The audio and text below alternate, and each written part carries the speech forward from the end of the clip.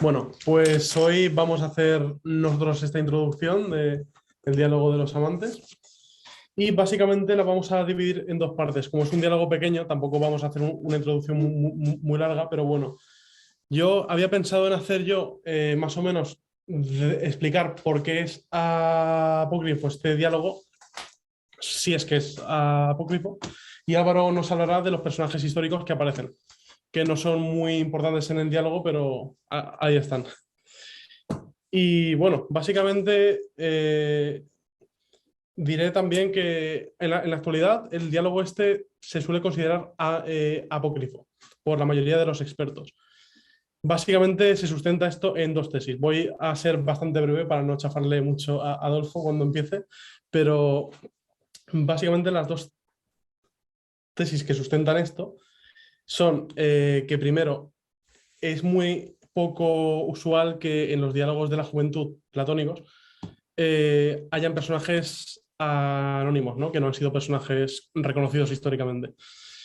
Entonces esto da que pensar o que el diálogo no es de juventud o que puede ser falso, ¿no? Digamos. Y luego la segunda tesis, básicamente, es que en el diálogo este se encuentran como las tesis deformadas de otros diálogos, como puede ser el Cármides o Eutidemo. Claro, igualmente no hay pruebas suficientes para decir a ciencia cierta si el diálogo es falso o es real. Así que seremos escépticos y, en todo caso, aunque sea falso, realmente es un buen diálogo que nos puede enseñar muchas cosas. Y también recordar que en 2 meses se hará la presentación de el IPIAS mayor y menor por parte de Micol y Carlos. Y ya doy comienzo a la parte de Álvaro. Muchas gracias, Unai. Bien, en primer lugar, quería agradecer tanto a la dirección de estos diálogos, tanto a María como a Ismael, el brindarnos la oportunidad de estar Unai y yo aquí, como también a todos los que estáis ahí escuchándonos, que es un placer, como siempre. Bien, yo lo que tenía previsto de hacer esta introducción es básicamente ilustrar un poco el diálogo que puede anteceder al diálogo que genera Sócrates, ya que se nos dice que estos dos amados que están al principio, que se nos retratan como que están dibujando una serie de circunferencias o de círculos, estarían hablando de algún tema relativo con Anaxágoras y Enópides. Bien, entonces mi introducción iría para ilustrar un poco y para hablar un poco de estos dos grandes pensadores. En primer lugar tendríamos a Anaxágoras, que fue uno de los primeros filósofos llamados pluralistas. Primero fue el maestro de... ¿Cómo se llama? Bueno, disculpad. Fue Anaxágoras el segundo de los pluralistas. Y porque en general se apoyaba en la teoría de Parmenides para filosofar, quitando a los atomistas. Después, los primeros descubrimientos que hizo en astronomía fue que creía que el Sol era una piedra calentada hasta el rojo, y además de decir que la Luna estaba formada por tierra. Después, en el apartado de la física o en el apartado de su estudio de la naturaleza, que iba de hecho más allá de la física, que tiene hasta un apartado metafísico, es que su teoría consiste en que básicamente la sustancia primera es algo que él llamó las espermata, las semillas.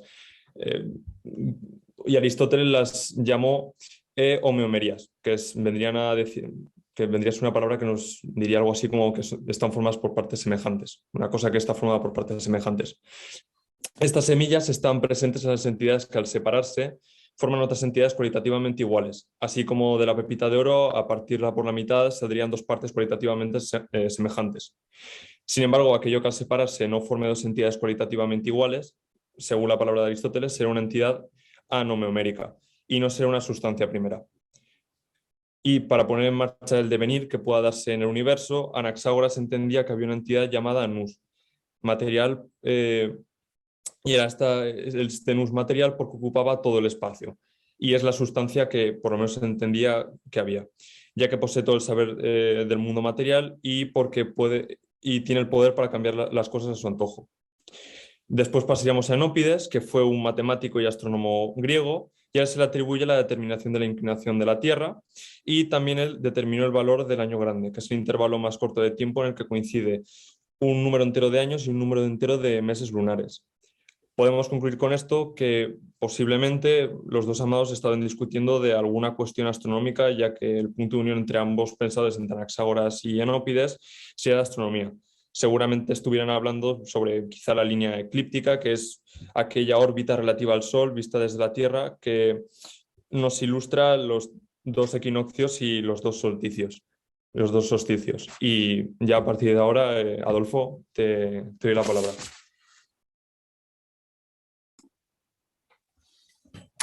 Bueno, pues muchas gracias Álvaro, muchas gracias Unai por vuestra presentación del texto y por dar un poco de contexto. Y por supuesto a María y a Ismael por organizar esta jornada y bueno, sin mucho más preámbulo voy a tratar de decir algunas cosas sobre el texto que nos emplaza esta tarde, que es el Erastai o Anterastai, según algunos editores, se ha registrado de una manera o de otra, se suele traducir como los amantes o los amantes rivales o rivales en el amor. Como bien ha comentado Unai, es un texto que está puesto en duda que sea original de Platón. Pero bueno, la cuestión es que nosotros estamos siguiendo este orden de lectura propuesto por el profesor Altmann, en el cual este texto sí que formaría parte del corpus platónico, principalmente por una razón que esgrime Altmann para reintroducirlo en el conjunto de los diálogos y en su orden de lectura, que es lo que él da en llamar un agnosticismo con respecto a la cronología de la composición. Voy a decir muy brevemente un par de cosas al respecto de esta cuestión. La cronología de la composición es una tesis de interpretación de los diálogos platónicos. Me imagino que mucha gente que haya estudiado un poco a Platón estará familiarizada con esta tesis, pero por si acaso alguien de los oyentes o de los futuros espectadores de la jornada no está familiarizado, es una tesis que empieza a difundirse a raíz de la edición de los textos platónicos que hace Schleiermacher en el siglo XIX. Según esta tesis, mediante estudios estilométricos de los textos griegos, de los originales griegos, se pueden organizar los diálogos platónicos en grupos que más o menos se entiende que están escritos en un mismo periodo de tiempo. Es decir, por el uso de determinadas palabras, por la repetición de cadencias, de estructuras gramaticales. Los filólogos son capaces de agrupar algunos de estos 35 diálogos en épocas de composición. Y eso les permite decir cuáles se escribieron en un mismo periodo de tiempo y cuáles en otro. Lo que nunca ha estado demasiado claro, según tengo entendido, es cuáles son anteriores y cuáles son posteriores, aunque la mayoría de especialistas suelen concordar con que hay un grupo de diálogos que llaman socráticos, en los que se muestra a un Sócrates, por así decirlo, más peleón y dialéctico con sus interlocutores, en los que normalmente no se llega a una conclusión, y hay otros grupos de diálogos en los que pues lo que vemos es un Sócrates expresando lo que estos especialistas entienden que son ya ideas de Platón. Claro, esto es una manera de interpretar a Platón. Altmann nos propone otra manera de interpretar a Platón, que es pensar que independientemente de cuándo se escribieron los diálogos, el orden de lectura en el que deberíamos leerlos puede ser perfectamente otro que no sea el orden de escritura. Yo creo que esto en otras sesiones de los diálogos de Platón ya hemos hablado sobre ello, pero me interesa hacer una especie de resumen, remarcarlo y dejarlo como contexto porque luego tendré que decir algunas cosas al respecto. Como decía, Altman nos propone la idea en la que yo creo que es bastante razonable estar más o menos de acuerdo, según la cual, independientemente de cuándo se escriben los diálogos, el orden en el que se deben leer puede ser otro. Esto es, quiero decir, es bastante sensato porque tenemos testimonios desde la antigüedad que nos retratan a un Platón ya mayor, a los 80 años, o bueno, estas cosas que suelen decir. La verdad es que los testimonios de la antigüedad siempre hay que cogerlos un poco con pinzas porque muchas veces es difícil, pues cuando se dicen la cantidad de años y tal que pasan en un tiempo, es difícil fiarse, pero bueno. La idea es un Platón, un hombre ya mayor, entretejiendo, esto es lo que nos dice Diógenes Laercio, entretejiendo sus diálogos, es decir, un autor, perdón, que una vez ya ha escrito sus textos, le preocupa la relación que hay entre ellos. En ese sentido, la idea de ser agnóstico con respecto a la cronología de la composición parece bastante sensata, sobre todo teniendo en cuenta que, bueno, pues que al final muchos de los estudios estilométricos y mucho del debate que hay entre unos especialistas y otros nos abre la ventana a no tener claro la importancia de que unos diálogos sean apócrifos y otros no. Esto por un lado. Por otro lado, la idea del orden de lectura que estamos llevando, en la posición en la que Altman emplaza este texto en su orden de lectura, a mí me resulta más o menos razonable también y también más o menos problemática. Sobre esto diré alguna cosa luego. Pero sí que me parece en cualquier caso razonable que sea uno de los diálogos que debamos leer al principio, por así decirlo.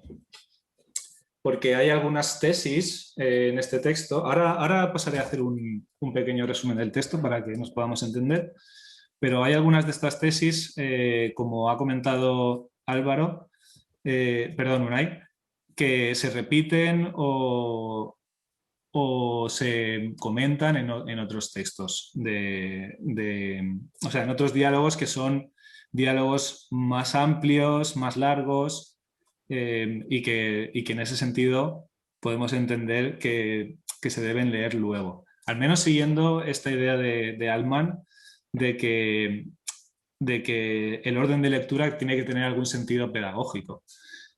Pedagógico para Altman significaría algo así como que primero hay que leer unos diálogos más fáciles y después otros diálogos más difíciles.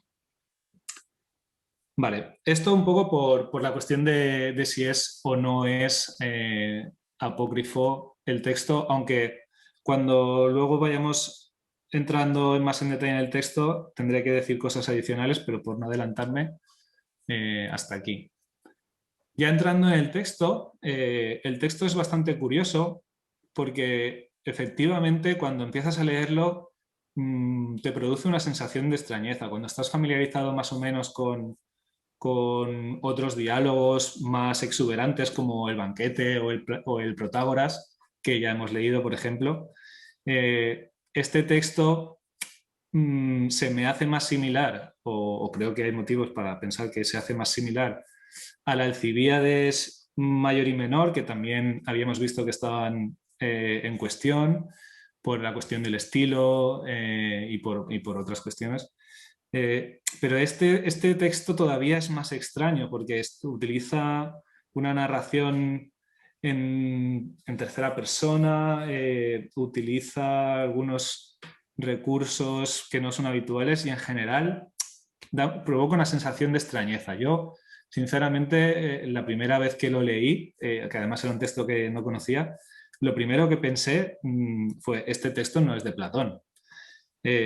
Supongo que algo similar debió pensar Schleiermacher cuando quiso descartarlo, y supongo que es más o menos lo mismo que le pasaría a editores de la antigüedad, de lo cual realmente la única noticia que tenemos más o menos fehaciente es que Trasilo lo puso en duda, pero lo puso en duda. Hay algunos, por ejemplo, la edición castellana que yo he trabajado del texto, los traductores dicen, en la introducción dicen, no, Trasilo lo rechazó. Rechazarlo no lo rechazó. Lo puso en duda pues porque tendría sus motivos, los cuales no sabemos, pero no lo rechazó. De hecho, lo que nos cuenta Diógenes Laercio sobre el caso es el único testimonio que tenemos de que lo puso en duda, y lo que dice es que, o sea, utiliza una frase de si el texto es auténtico, entonces podemos imaginarnos que los personajes que están allí son tal y cual. Es decir, lo pone en duda, pero no mucho, porque si lo pusiera mucho en duda, no tendría sentido que dijera, pues a lo mejor los que están allí son tal y cual. Creo que dice que uno de los estudiantes anónimos es Demócrito, a lo mejor, o bueno. En fin. Lo que quería decir es que evidentemente provoca una sensación de extrañeza, pero conforme te vas introduciendo en el texto y vas analizando lo que allí sucede, vas intentando desgranar los argumentos que ahí se dan, las casi conclusiones a las que se llega, las alusiones o las cuestiones intertextuales que entran en juego, te vas dando cuenta de que bueno, quizás ese día Platón tuvo un mal día y no le salió un texto tan genial como otros, pero desde luego, si no lo escribió Platón, lo escribió alguien que tenía cristalinamente claro lo que había que decir. Entonces, en ese sentido, no veo ningún motivo de peso para rechazar el texto y para no tenerlo en nuestras consideraciones cuando afrontamos el corpus platónico. En fin, he vuelto para atrás, voy a intentar seguir para adelante, disculpad. Entramos en el texto. Entonces, allí lo que dice Sócrates es que fue a un gimnasio, que por lo visto es algo que es bastante habitual en la Atenas de ese tiempo. La gente se reúne en el gimnasio y nos plantea una situación bastante habitual también, que es pues unos amantes rivales, dos personas que están de alguna manera intentando llamar la atención de la juventud, de otros chicos más jóvenes que hay allí, que como nos ha contado Álvaro, estaban hablando de cuestiones filosóficas. Esto también nos remite a lo que veíamos al principio de la Alcibíades Mayor. Allí vemos a Sócrates hablando con Alcibíades y diciéndole, de entre todos tus amantes yo soy el mejor. Claro, está todo interrelacionado. Es habitual que el amante, o sea, que los amantes compitan por la atención de los amados. Esto en el griego es la distinción entre erastai o erastés y erómenos, el amante y el amado. También es una cuestión que cuando lleguemos al banquete jugará un papel importante, pero bueno, no nos vamos a adelantar. Como decía, Sócrates se encuentra allí con una escena y lo que a él le interesa es hablar de lo que están haciendo los chicos, que es, según él, le da la sensación de que están filosofando. Entonces, le pregunta allí a uno de los dos a uno de los dos amantes con los que se encuentra, que si deben estar ocupándose de algo importante. Y entonces aquí viene el primer giro de guión. Nos encontramos con una persona, un interlocutor, que dice o que sugiere que filosofar es algo con lo que se pierde el tiempo. Entonces Sócrates, sorprendido, le responde si cree que filosofar es algo vergonzoso. Y así, con ese punto, se empieza a desarrollar la acción. Los que hayáis leído el texto sabréis que lo que sucede a partir de ahí es que hay otro interlocutor que interviene en la conversación, que dice no le hagas caso porque este es un deportista la palabra en griego es filogimnastés, si no recuerdo mal. Es decir, alguien que está orientado o que tiene amor o filía, amistad, por el deporte, por el ejercicio físico. Y además, de hecho, luego cuando el otro interlocutor, que es el discípulo de las musas, según nos dice Sócrates, describe al filogimnasta, dice de él que está todo el día pues corriendo para aquí y para allá, comiendo y durmiendo, que por lo visto es lo que se asocia con ser deportista en la Atenas de ese tiempo. Entonces, ahí se plantea la rivalidad, ahí es cuando nos damos cuenta de que son rivales y se desarrolla el diálogo socrático principalmente con el discípulo de las musas. Aquí viene el primer punto que quería destacar. Como nos recordó María en anteriores ocasiones, en el orden de lectura de Altmann, este diálogo sería el que da comienzo a los diálogos musicales, por llamarlos de alguna manera. ¿Por qué? Porque ponen en relación a Sócrates con interlocutores que tienen algo que ver con las disciplinas de las musas. Pero es importante que en este caso notemos que este interlocutor en concreto no es músico. Es decir, es un discípulo de las musas, pero de los discípulos de las musas, hay algunos que se dedican a la música y hay otros que no. Este interlocutor en concreto no se dedica a la música, sino que se dedica, por así decirlo, a cuestiones intelectuales. Ahora veremos qué tiene que ver. Se dedica a cuestiones intelectuales, es decir, se parece más a un sofista o se parece más a un poeta o incluso a lo que hoy llamaríamos un intelectual de alguna manera.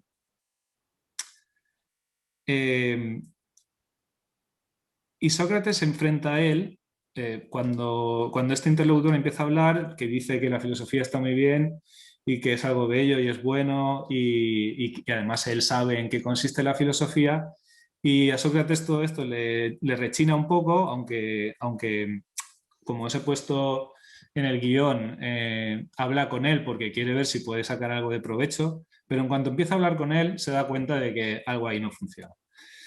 Entonces, este intelectual, este discípulo de las musas, lo que plantea es que él sí sabe lo que es la filosofía y Sócrates empieza a cuestionarle y entonces enseguida se dan cuenta de que no. Al final llega el momento en el que se pone a prueba la definición que da el interlocutor, el amante, y entonces se descubre que lo que este señor piensa de la filosofía es que se trata de aprender muchas cosas. Claro, para ello, para llegar hasta ahí, lo que hace lo que sucede es que el amante cita a Solón. Yo he estado siguiendo un texto que analiza la figura de Solón en el Corpus Platónico y es muy interesante porque si tratamos de seguir las citas que se hacen de Solón a lo largo de los diálogos, lo que vemos es una cosa que funciona de la siguiente manera. En el Protágoras vimos que Solón era uno de los 7 sabios y allí de alguna manera Sócrates trata de establecer míticamente el origen de la filosofía en estos 7 sabios y lo distingue de la actividad de Protágoras, diciendo que es bueno, pues esto, una actividad mucho más antigua que ya practicaban, que se practicaba antes. Y entonces, en ese sentido, Solón hace las veces de figura de autoridad, porque además es nuestro Solón, nuestro de los atenienses, en comparación con los otros sabios. Ahora en los amantes vemos que el poeta o el intelectual cita a Solón para justificar su definición de filosofía. Pero aquí hay una cuestión muy importante que en los textos, que en las versiones castellanas pasa desapercibida, y es lo siguiente. Cuando el amante cita a Solón, dice, Solón dice que envejece siempre aprendiendo muchas cosas. Y entonces de eso él deduce que la filosofía es aprender la mayor cantidad de cosas posibles. ¿Qué es lo que sucede? En el griego original, lo que dice Solón es que aprende utilizando el término didascómenos. Didascómenos es un término que de alguna manera es pasivo. Lo que quiere decir es que lo que dice Solón es que es enseñado. O sea, didascómenos es un verbo como que la vida, algo así, como que la vida te enseña o que envejeciendo me enseñan, soy enseñado. En cambio, el amante lo que dice es que hay que aprender muchas cosas, pero él utiliza el verbo manzanein. Manzanein es la versión activa, es de aprender, es como yo me esfuerzo en aprender o yo me intereso en aprender o yo me enfoco a aprender. Y esto es lo que le permite a él decir que se trata de aprender muchas cosas. Por así decirlo, Sócrates se da cuenta de que el amante tergiversa las palabras de Solón y entonces de alguna manera reacciona. Y reacciona diciéndole si cree que la filosofía es polimacía, es decir, aprender muchas cosas. Y bueno, los que hayáis leído el texto ya sabréis que siguiendo ese hilo se llega a la cuestión de que por 2 motivos importantes la filosofía no puede ser polimacía. Primero, porque aprender muchas cosas no sería bueno, porque de la misma manera que no es bueno hacer muchos ejercicios para el cuerpo, pues aprender muchas cosas para el alma no sería lo moderado. Aquí vemos el típico uso socrático de la moderación como criterio para saber si una cosa es buena o no. Y por el segundo motivo, porque si aprendes muchas cosas nunca vas a ser el campeón en ninguna. Es decir, siempre habrá los maestros que sepan más que tú. Bueno, claro, aquí hay otra cuestión con la traducción, pero bueno, en unas versiones pone maestros, en otras versiones pone artesanos. Podemos utilizar la palabra especialista, y ahora diré por qué, pero especialista, siempre habrá especialistas en cada una de las materias que te propongas aprender que van a saber más que tú de esas especialidades. Y entonces el filósofo que crea que la filosofía es aprender muchas cosas siempre va a ser el segundo. Esto, por cierto, esta cuestión entronca directamente con la última jornada que tuvimos sobre filosofía y universidad, en la que estuvimos de alguna manera considerando el problema de cuál es el papel de las humanidades o de la filosofía en una universidad que hoy en día se ha convertido de alguna manera en el ámbito de las especializaciones técnicas y científicas. En este sentido, este diálogo nos plantea de lleno en el meollo de esta cuestión y de alguna manera pues hoy es una continuación natural de lo que sucedió en aquella jornada. Luego, si me da tiempo y tengo fuerzas, intentaré decir algo más al respecto. Bueno, el texto llega Sócrates, Platón, llega a la conclusión de que la filosofía no puede ser polimacía y la alternativa con la que se encuentran por el camino es con la idea de que la filosofía se debe centrar en una cosa, que es en la sabiduría, perdón, en la justicia y en la prudencia. O sea, la filosofía sería la investigación o el tratar de conseguir el conocimiento de la justicia y de la prudencia. En este sentido, como os he puesto por ahí en el guión, el oráculo de Delfos, lo que debería decir es: practica la justicia y la prudencia. Claro, al final, cuando llega al final de todo el argumento, por así decirlo, el problema con el que se encuentra o la situación en la que nos deja el diálogo es, pero ¿y cómo se llega a conocer la justicia o cómo se tiene conocimiento de lo que es la prudencia o de lo que es la justicia? Esto el texto no lo resuelve.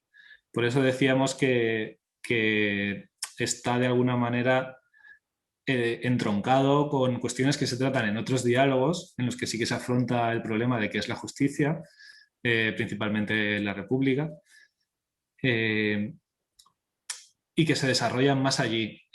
Luego también el problema de qué es la sabiduría, o sea, de si la filosofía es polimacía o no, también se trata en otros textos, como el Laques, si no recuerdo mal. Y bueno, en definitiva, a lo que alcanza el texto es a decir que el conocimiento de la justicia y de la prudencia nos permitirá o sea, le permitirá al filósofo estar en condiciones de no quedar por detrás de los dirigentes de la ciudad, del rey, del tirano, del administrador de la casa, de un negocio, etc. Vale, hasta aquí, dijéramos, es el resumen del texto. Como hemos visto, hay varios problemas y varias cuestiones que se plantean en el texto. Para empezar, el tema de cuál es la especialidad de la filosofía, el tema de qué es lo que debe aprender el filósofo, la cuestión de cómo se gobierna correctamente una ciudad y bueno, principalmente estas cuestiones. Disculpadme un segundo que mire, porque hay una cosa que se me está escapando. Estoy mirando el guión.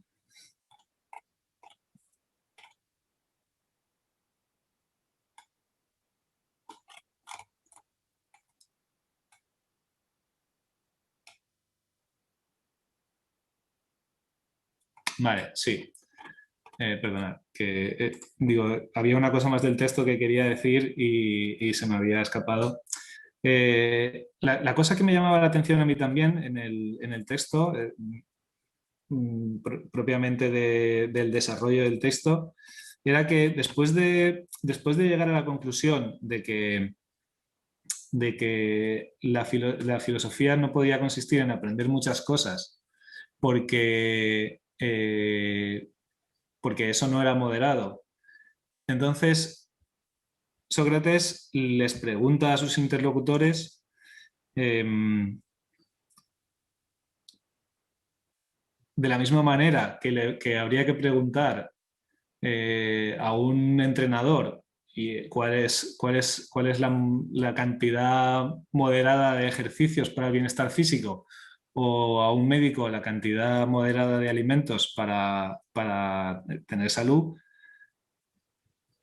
Se pregunta a quién hay que preguntarle cuál es la cantidad moderada de alimentos para el alma. En este sentido, los conocimientos son los alimentos para el alma. Y todos se quedan llenos de aporía en ese momento, el incluido. Entonces, una cosa que me llama mucho la atención es que a partir de ahí Sócrates dice, bueno, para continuar, en broma les propuse otra opción. Es decir, hay una cuestión, digamos, performativa en el texto que nos debe poner alerta sobre el sentido de lo que a continuación se dice a partir de ahí en el texto, que es si todo lo que sigue a continuación no será una broma socrática. Esto tiene que ver con el principio basanístico del orden de lectura de los diálogos que nos propone Altman, porque uno de los criterios que él tiene para organizar la secuencia de diálogos es que hay unas enseñanzas en los escritos platónicos que en numerosas ocasiones se ponen a prueba a lo largo de los diálogos. Y claro, al decir Sócrates que lo que iba a hacer era una broma, pues a mí me llamó la atención. Y claro, si resulta que era una broma lo de que la filosofía tiene que ser el conocimiento de la justicia y la prudencia, eso habría que tenerlo muy en cuenta. Pero bueno, esto era, o sea, yo lo que voy a hacer ahora es proponer problemáticas. Ya no, o sea, la explicación del texto, por mi parte, creo que ya da contexto para que luego podamos discutir. Pero ahora lo que quiero hacer es plantear problemas. Primero era el tema, la cuestión de si el razonamiento no será una broma. Segunda cuestión que me parece interesante problematizar es lo que sucede dramáticamente en el texto. Siguiendo a Catherine Zackert, que es una lectura que he estado realizando para de alguna manera alcanzar más, para tener más cuestiones que desarrollar en esta ponencia. Lo que nos dice Zackert, por ejemplo, al respecto de este texto de los amantes, es que podría formar parte de una secuencia de textos en las que Platón trata de defender a Sócrates de los cargos con los que la ciudad le imputa y que finalmente llevan a la cicuta y todas estas historias. Lo que ahí estaríamos viendo es que uno de los cargos que se imputa a Sócrates es el de corrupción de la juventud, de la ciudad. Entonces, en este sentido, los amantes jugarían un papel fuerte porque ahí lo que vemos es a Sócrates yendo a un gimnasio a interesarse por la juventud y por su educación. En este sentido, sería una defensa potente, porque lo que ahí vemos es que mientras que los amantes estaban allí simplemente stalkeando a los jóvenes de alguna manera, lo que hace Sócrates es realmente que esos jóvenes se interesen por lo que está sucediendo ahí, que es una conversación libre sobre temas importantes y que tienen que ver con su educación.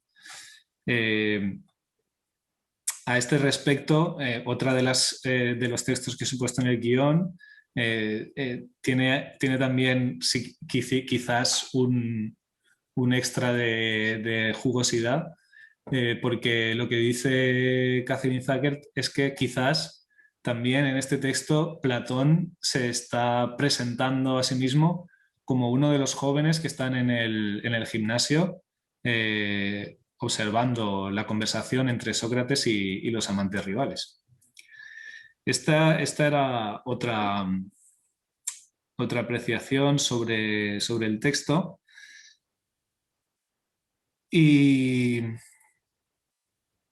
luego, retomando la cuestión de la cita de Solón, otro de los textos que he estado manejando es el de Stanley Russell, que se llama The Quarrel Between Philosophy and Poetry, que es la pelea entre bueno, pelea, no sé si pelea es la mejor palabra para traducir quarrel, pero podría valer. La pelea entre la filosofía y la poesía.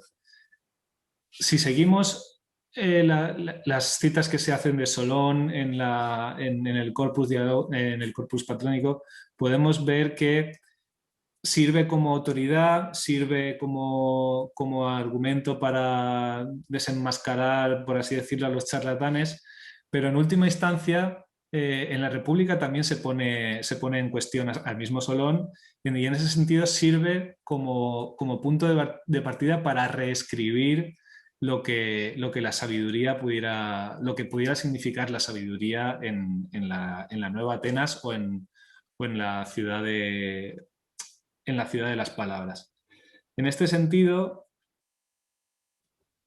Solón también es primordialmente una figura poética, la figura del poeta sabio. Y claro, sin tratar de adentrarme demasiado en la República, porque entiendo que cuando llegue el momento tendremos a alguien que pueda decir cosas mucho más sabias y más importantes que lo que yo tenga que decir al respecto de la República, pero sí llamándola, o sea, sí que no puedo evitar hacer la conexión que es allí desde el principio y hasta el final el enemigo, uno de los enemigos de la educación es el poeta o la poesía. Entonces, esa pelea, de alguna manera, yo ya la veo incipiente o prácticamente ya puesta en marcha en este diálogo, porque aunque de alguna manera Sócrates defiende lo que dice Solón frente al amante charlatán, realmente ya está empezando a reescribir, porque ya está empezando a poner en cuestión también. Porque la interpretación del amante puede ser incorrecta, pero en ningún momento en ningún momento Sócrates hace extensible que la interpretación del amante es incorrecta. Entonces, de alguna manera, también está criticando al amante, está criticando a Solón de alguna manera. O bueno, se podría ver de muchas maneras, pero algo hay ahí también. Por último, creo ya, quería comentar para que luego podamos sacar más cosas en la discusión si es que llega el caso. Otro tema que me ha llamado mucho la atención y que tiene que ver también, más indirectamente, pero también con la sesión de filosofía y universidad, que es el tema de la vergüenza. Aquí creo, no he sido capaz de revisar todo el texto porque mi manejo del griego todavía es bastante rudimentario, pero hasta donde yo he podido contrastar, la palabra aidos no aparece en el texto, pero sí que hay un uso performativo de la vergüenza. El amante que es en teoría más sabio, Sócrates, o sea, el narrador se preocupa de que en cada momento en el que sus palabras le llevan a la contradicción y eso se hace explícito para la audiencia, la narración se preocupa de mostrar que esa persona se avergüenza, se enrojece. Es decir, la vergüenza está jugando un papel importante a la hora de hacer valer los argumentos que allí se están empleando. Tanto es así que al final, en la última palabra del texto prácticamente es que el amante sabio se calla por vergüenza y los allí presentes disfrutan o se alegran o aplauden las cosas que se han dicho allí y también de alguna manera que el amante se calle porque lo que él ha dicho estaba mal y porque es vergonzoso haberse comportado de esa manera mal. Es decir,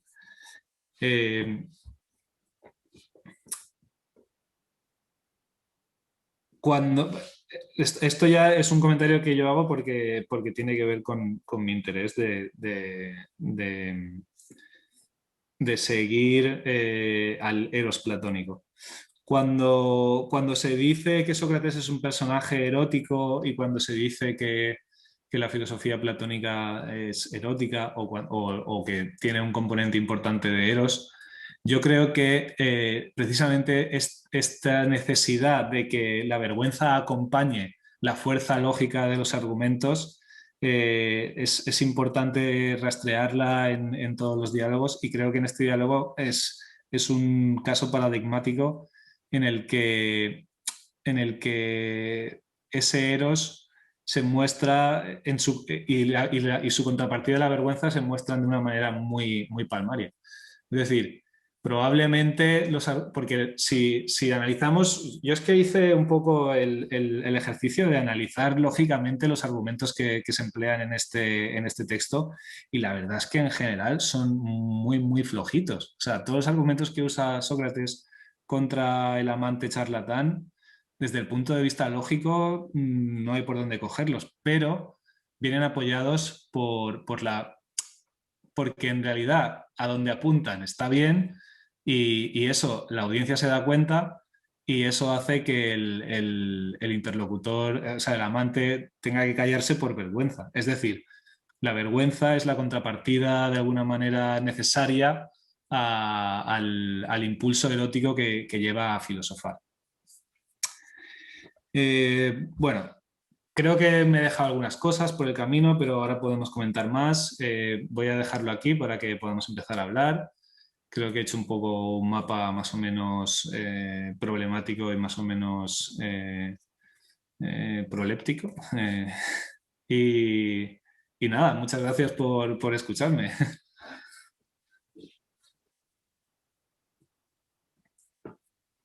Gracias, Adolfo. Nada, abrimos ahora un turno de preguntas. Veo a Fernando ya con ganas de hablar. Haremos lo siguiente para llevar cierto orden, aunque podéis, digamos, interrumpir de una forma educada en cualquier momento cuando surja, pero en la medida de lo posible, pues o levantar la mano o apuntaros en el chat y mantendremos un cierto orden en el turno de debate.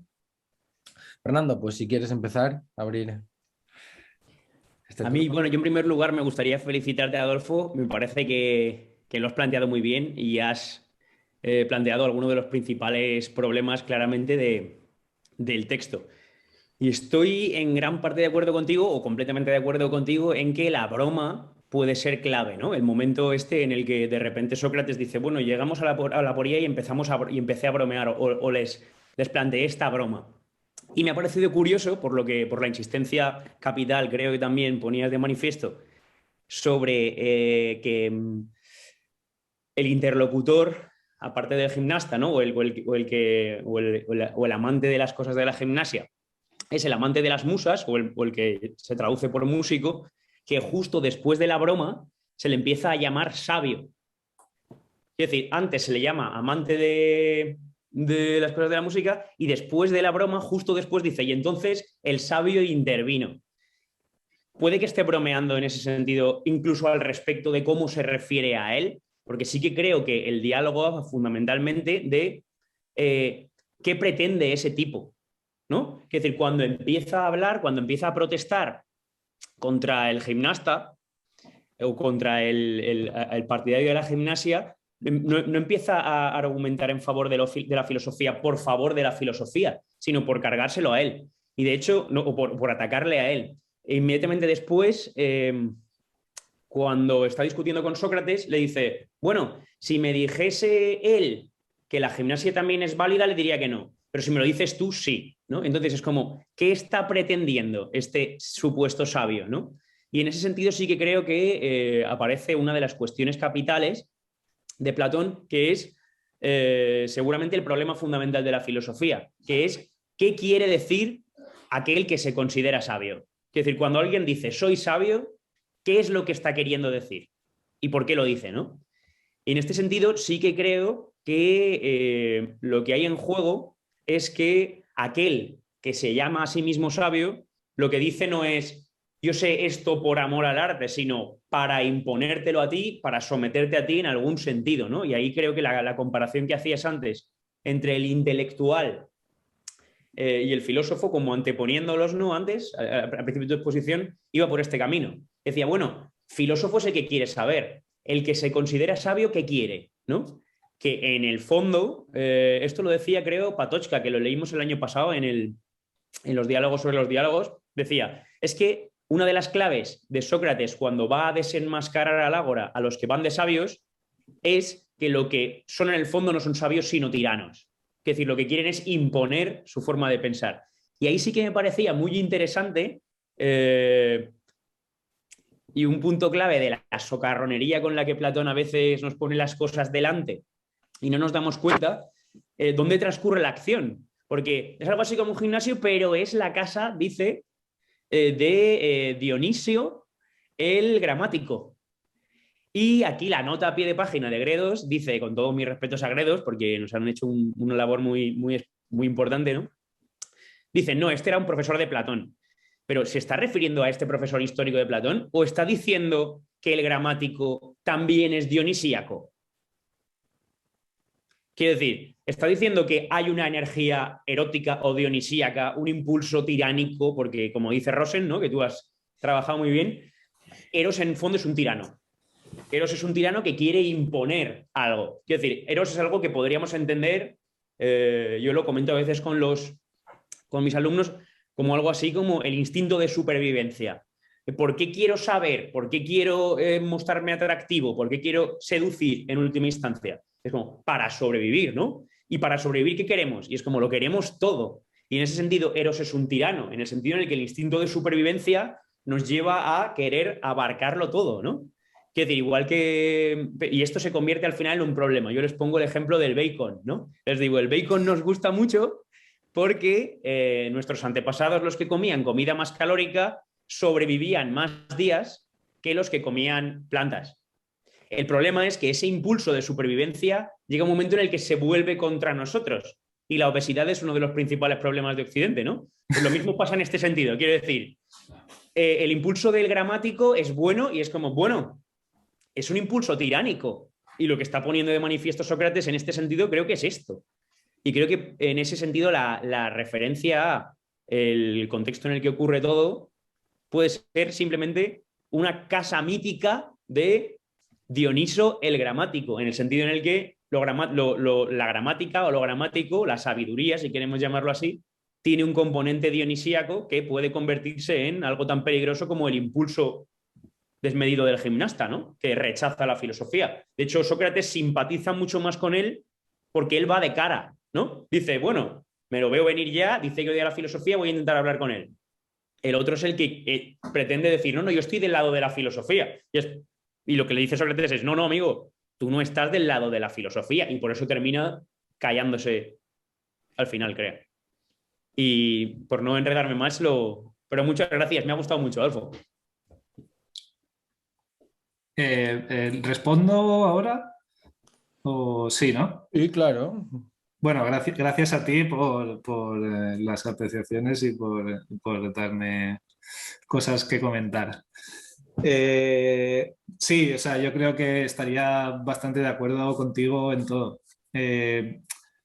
Por indagar más en lo de la broma y en lo que yo no me había dado cuenta de ese cambio que comentas tú, de que empieza a llamarlo sabio, creo que el momento clave en el que esa socarronería lleva al clímax es cuando luego Sócrates le hace un resumen, le dice, a ver, si puedo resumir en lo que hemos convenido, ¿no? Y dice, hemos convenido en esto y en esto, y dice, pero dice unas cosas en las que han convenido y luego otras que son como contrarias, según la cual la filosofía no sería útil porque bueno, no recuerdo exactamente, pero entonces dice, pero nosotros que somos filósofos no podemos estar de acuerdo con que, claro, dice, pero nosotros que somos filósofos, refiriéndose a todos, esa es la broma máxima, es decir, no, aquí no somos todos filósofos ni de lejos, por supuesto. Con respecto a lo de la broma, porque creo que también es importante eso, porque creo que también si no nos podemos tomar demasiado en serio cuando está luego explicando qué es la justicia y qué es la prudencia y equipara la figura del rey y la del tirano en su sabiduría de la justicia y de la prudencia. Si nos tomamos demasiado en serio todo ese argumento, entonces luego, claro, damos pie a que ese argumento se continúa y si te lo tomas literalmente, entonces el filósofo rey y entonces la democracia mal y el tirano y el rey es lo mismo. Quiero decir, creo que ahí hay mucha clave para no acabar, para no tomarse demasiado literalmente lo que dice luego Sócrates. Eso por un lado. Luego, al respecto de lo de Eros, quizás es lo único que tendría yo algo que matizar. O sea, yo creo que lo que pasa es que no quiero meterme en el banquete, pero sí, básicamente Eros es una fuerza potencialmente tiránica, pero al mismo tiempo lo es si desconoce cuál es su objeto. Porque claro, si simplemente tienes deseos, si simplemente tienes amor, si simplemente tienes dirección y no sabes hacia dónde tienes esa dirección, evidentemente el camino puede ser infinito. Como decía, creo que luego Hobbes, ¿no? En plan, la estructura de la mente humana es desear una cosa, alcanzarla y automáticamente desear otra más. Es decir, claro, si no si no conoces cuál es el objeto de tu deseo, entonces evidentemente se convierte en algo tiránico, pero si te das cuenta de que el objeto de tu deseo es la belleza en sí o el bien en sí, entonces ya es otra cosa.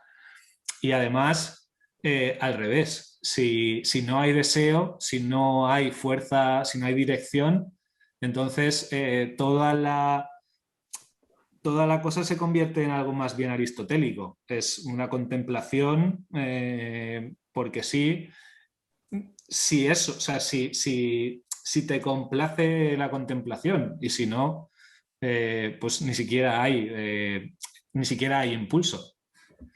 Esto es un poco lo que comentaría yo.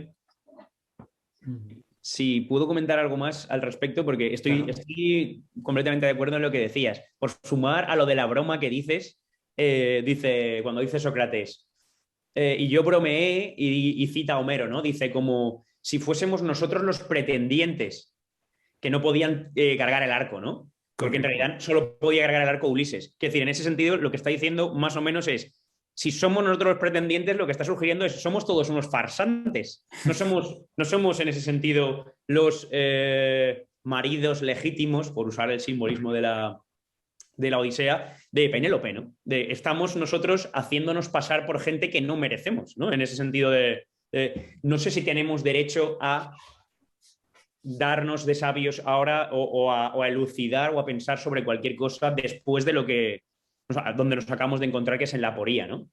Pero por lo que decías, estoy completamente de acuerdo en lo de Eros. No digo, o sea, precisamente lo que quería sugerir de alguna manera, quizá a la inversa, de lo de el instinto de supervivencia o el ejemplo del bacon, era precisamente esto, que algo que puede tener un uso bueno, desmedido, puede ser tiránico. O sea, y en esto sí que creo incluso que hay cierta Decirlo broma, teniendo en cuenta en qué términos hemos hablado de broma, es un poco quizá demasiado provocador. Pero creo que la parte de querer el bien o querer o buscar la belleza está subordinado, si no es una broma, a querer la sabiduría, yo creo. Es decir, que en ese sentido lo que detendría a Eros, más que buscar el bien, sería que el bien estuviese siempre más allá, por ejemplo. O de buscar a la belleza sería buscar la belleza perfecta, la idea de belleza que en muchísimos pasajes de Platón se muestra inalcanzable. Que en ese sentido sí que creo que está planteando una trascendencia que si confundimos, es decir, que la pregunta sería, ¿qué es lo más importante en Platón que hay que buscar? ¿La belleza, el bien o la verdad? Yo creo que en este sentido sería la verdad. Y sería lo que alejaría los dogmatismos en mayor medida, en este sentido. Pero sí estoy completamente de acuerdo en que en la filosofía, bien entendida, hay un componente de Eros. Sí, o sea, sí. Puedo estar, o sea, estoy de acuerdo contigo, básicamente. Lo único que añadiría yo es que es precisamente eso que has dicho, es lo que de alguna manera me pone en guardia, quizás por ignorancia o quizás porque me falta leer lo más grueso de la obra, pero me pone en guardia con respecto a lo de Altman, porque siempre me genera,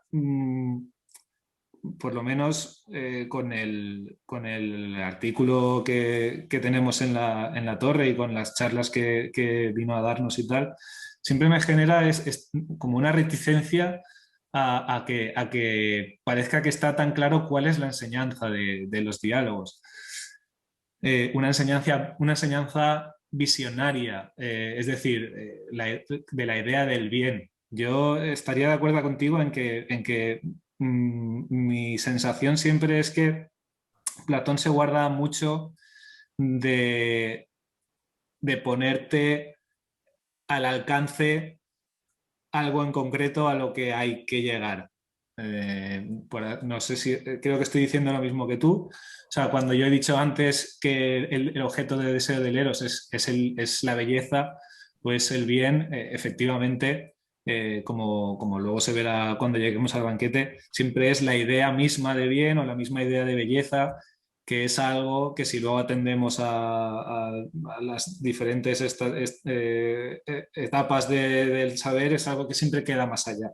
En este sentido, estoy de acuerdo contigo y creo que es importante y que aunque estemos leyendo los textos en el orden de Altman, que me parece súper sugerente, a mí personalmente siempre me genera una cierta reticencia. María, ¿querías decir algo? Solo quería decir, si no me equivoco, tú que tienes más el banquete, Diotima acaba definiendo, si se puede decir así, al Eros como la mitad, o sea, como siempre estando a mitad de una cosa y de otra. No creo que esté muy reñido con lo que, en este caso, con el elemento visionario, porque si siempre está a la mitad, siempre tiene que estar enfrente de algo y necesariamente hay algo detrás. En este sentido, es casi una aclaración o un pensar en voz alta en lo que voy a hacer. Sí que creo que los rivales refuerza la lectura de los dos anteriores diálogos. Sí, eso sí. En el sentido en el que Sócrates o la filosofía que va a rivalizar pues, con los seductores, con los poderes seductores presentes en la ciudad. Que estos son, por ejemplo, pues el poeta, el intelectual, el atleta o el político. Y poniéndoles nombres incluso Solón, Protágoras o Alcibíades. Y la pregunta que me queda planteada de este texto es ¿por quién vas a ser enseñado? Entrando un poco por lo que decías de la vida te enseña, ¿por quién vas a ser enseñado? Esta es la pregunta que después de los dos textos creo que nos plantea Rivales. ¿Por quién vas a ser enseñado sin apelar a la autoridad? Añadiríamos, ¿no? Y que ante estos ídolos o estos referentes que la juventud pueda tener y pueda imitar, pues que la filosofía está emergiendo. Yo sigo viendo a la filosofía, tal vez no pueda salir de ahí, en estos tres textos como un emerger y que lo que deja planteada es la pregunta de qué es la filosofía. Pero la deja planteada como si no, como si dando algunos rasgos sobre ella, pero dejándola planteada para futuro, incluso diría yo. Pero es Este que, es un poco... digo sobre esto, que es que de hecho la plantea Sócrates, o sea, este diálogo primero es en estilo indirecto otra vez, es Sócrates quien se dirige a los jovencitos y es él quien incita todo el diálogo esta vez, al contrario que los otros. Y, y lo que está viendo es que estos chicos están teniendo una conversación presocrática. Creo que esa es una clave muy importante. Lo que tienen, o sea, por eso Sócrates dice, pero vamos a ver, vamos a hablar primero de la filosofía antes de hablar de los cielos, por ejemplo. Sí, y el último matiz que pondría es que la rivalidad que se plantea no es de enemistad. O sea, sí que hay una competencia por lograr la misma cosa, pero no en términos de pelea o de bronca. Y esto también me parece un asunto importante. Por ejemplo, cuando has dicho esto de la traducción de la pelea entre tal, me ha venido a la cabeza que la rivalidad que se plantea entre todos los poderes seductores de la ciudad no es de enemistad, o de pelea, sino en otros términos de competencia, digámoslo así. Sí, sí, de competencia, sí. Quizás la mejor palabra para traducir quarrel, estaba pensando ahora, sería justo rivalidad, pero rivalidad en el sentido fuerte y no en el sentido de competencia, que es lo que has dicho tú, que se establece entre los diferentes poderes seductores. En alguno de los textos que he estado trabajando, comentaban un poco también la idea de que Sócrates se plantea entre el filogimnasta y el sabio como una tercera opción que hasta ese momento, entre comillas, no habría. Es decir, los dos polos de la educación ateniense de ese tiempo serían precisamente pues, el polo de la acción o de los hechos, como dice Sócrates, y el polo de la sabiduría, pero en este sentido sofístico. La sofística y la política. Sí. Y entonces Sócrates se plantea como una tercera opción y como el único que se preocupa realmente por la educación. Por lo que decía antes Fernando, ¿no? ¿Qué es lo que quiere el que dice de sí mismo que es sabio? Pues Sócrates lo dice también en este texto. Cuando empieza a hablar el sabio, dice que lo hace con mucha sed de gloria, o bueno, a cualquier otra cosa similar. O sea, lo que quiere es que le escuchen y que le alaben de alguna manera. Y en este caso quiere quedar por encima del otro, pero por encima del deportista, pero simplemente quiere quedar por encima. O sea, no tiene... O sea, lo que quiere es que le alaben a él porque sabe cosas o porque sabe muchas cosas. Lo que quiere es ganar él y no le importa realmente, por así decirlo, que eso sea beneficioso para los jóvenes o no. Luego, por lo que decía María de que el Eros siempre está entre medias, sí. O sea, claro, lo que dice Diotima es que Eros siempre es Eros de algo, o sea, siempre le falta algo a lo que y por lo tanto aquello que ama, aquello que desea es lo que no tiene. Y que el deseo, quiero decir, cuando lo tiene tampoco lo tiene porque lo que quiere es que perdure. Y claro, para que algo perdure no basta con que esté en ese momento, ni con que lo tengas en ese momento. Por lo tanto, siempre es deseo y amor de algo que está más allá. Lo que yo no he hecho quizás es expresar bien cuál es mi reticencia, pero insisto que probablemente se deba a a que me falte leer más o entender mejor lo que propone Altman. Pero a mí me da la sensación de que lo que vendría a decir Altman es que hay una enseñanza en los diálogos que se puede rastrear, que se puede decir exactamente más o menos cuál es, y que poner los diálogos en determinado orden te la enseña y al mismo tiempo te pone a prueba para ver si la has aprendido correctamente. Y hasta donde yo entiendo, lo que viene a ser es pues que el filósofo es el que tiene conocimiento de la idea del bien y que por lo tanto el filósofo gobernante es una idea fehaciente. Seguramente yo estoy equivocado en interpretar así a Altman, pero si eso es así, a mí me generaría un problema. Es un poco lo que quería poner en la mesa. Nando, sí, adelante, claro.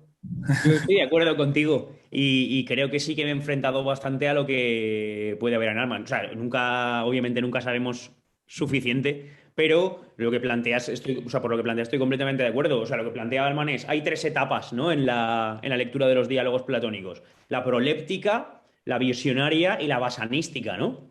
La proléptica sería aquella que nos da los rudimentos necesarios como para empezar a entender lo más importante. La visionaria es el momento en el que contemplamos, desde lejos o como queramos, pero contemplamos, y ahí sí que creo que no se centra tanto en la sabiduría como en la sabiduría de la idea de bien.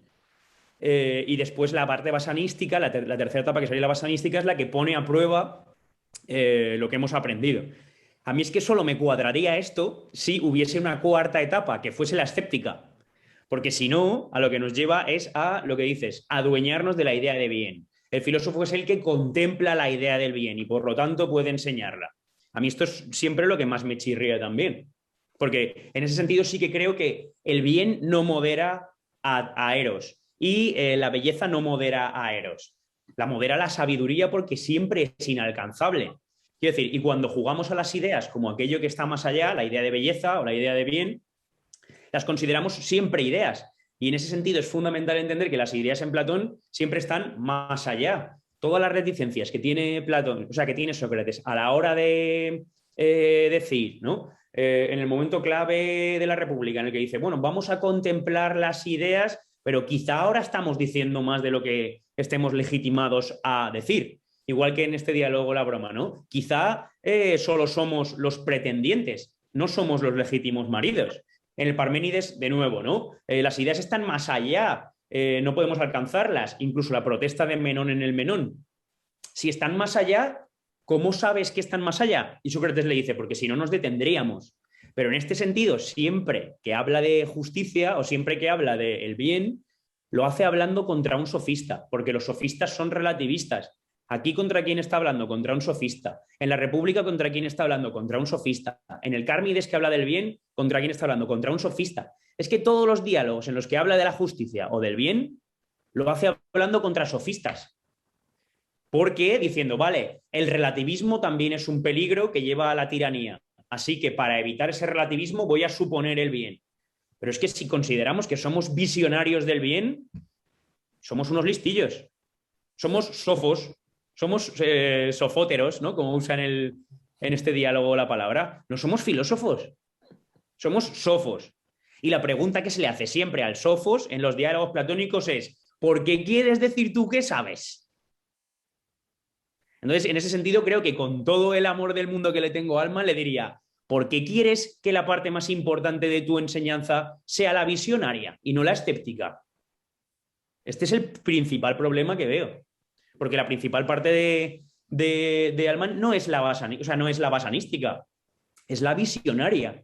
Ahí veo problemas. Estoy completamente de acuerdo contigo. ¿Por qué dices que es la visionaria? Pues porque la basanística, en última instancia, sirve para comprobar si has aprendido bien la visionaria y porque recuerdo que hablando con él cuando vino, estuve de acuerdo. Vale. ¿Pero crees que no? Igual es una prueba final de Altman. con Alman siendo un straussiano siempre corremos el peligro de Es que que en realidad lo que Alman esté tiene un diciendo problema. no sea exactamente lo que parece que está diciendo, claro. Es que no es un bueno, o dice, al menos dice que no es un straussiano. Si es una prueba straussiana, pues Claro, está pillado. Pero también si es una prueba straussiana, perdona, Alman. Alman es una prueba straussiana. sí, sí. Si en última A ver, a instancia, mí- en principio, si en última instancia el último elemento basanístico, el último elemento de prueba de su obra es Alman. pues eso, que entiendas que está ejerciendo una posición tiránica y en ese sentido hayas recibido la enseñanza en ese momento, pues estoy de acuerdo con él. Pero ahí no sé si estaría tanto de acuerdo con Alman como contra Alman. Estoy de Yo, acuerdo bueno, con Alman. Pero sí. lo que yo entiendo es que el elemento, lo has llamado escéptico, supongo que en el sentido griego de poner, o sea, investigar las cosas, ¿no?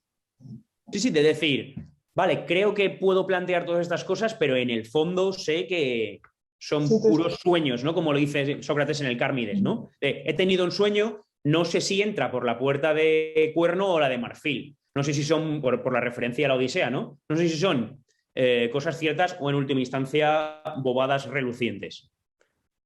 Yo lo que entiendo es que en parte tendría que ver con la justicia, no con el bien. Que toda esa investigación vendría después y tendría que ver con la justicia y no con el bien. El bien hasta puede escaparse, por decirlo así. Entonces, tengo mis problemas con todo ahora mismo.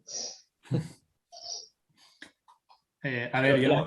Pero la justicia en qué sentido. Bueno, sí, sí, Adolfo, perdona. Perdón, a ver, ahora si quieres le haces esa pregunta. Yo simplemente eh, aunque en el fondo sabes que estoy de acuerdo contigo porque lo hemos hablado en otras ocasiones, quiero decir, de la misma manera que tengo reticencias con respecto a lo que entiendo que dice Alman, también me gustaría señalar las cosas que me parecen súper estimulantes. Por ejemplo, creo que la idea de lo basanístico, aunque de alguna manera no tendría mucho sentido si no hubiera algo que testar, o sea, evidentemente cuando pones a prueba es porque hay algo que poner a prueba. Sin embargo, sí que es algo que me da la sensación de que recorre los diálogos y que hay que tener en cuenta, porque muchas veces es lo que hablamos. O sea, la ironía socrática está ahí, pero ¿cómo darle una sustantividad más allá de simplemente que consista en una reticencia o quiero decir, porque si no, todo, o sea, todo, si simplemente nos quedáramos con la ironía, de alguna manera todo se esfumaría. Entonces, creo que la idea de lo basanístico es importante. Creo que sí que juega un papel en los diálogos porque se pone a prueba al lector, aunque solo sea para despertarlo, ¿sabes? Para decir, mira, te estoy diciendo una cosa y la contraria dentro de 5 líneas. ¿Estás atento? ¿Estás despierto? ¿Estamos jugando a lo mismo? O sea, por ejemplo, esa idea me parece muy importante.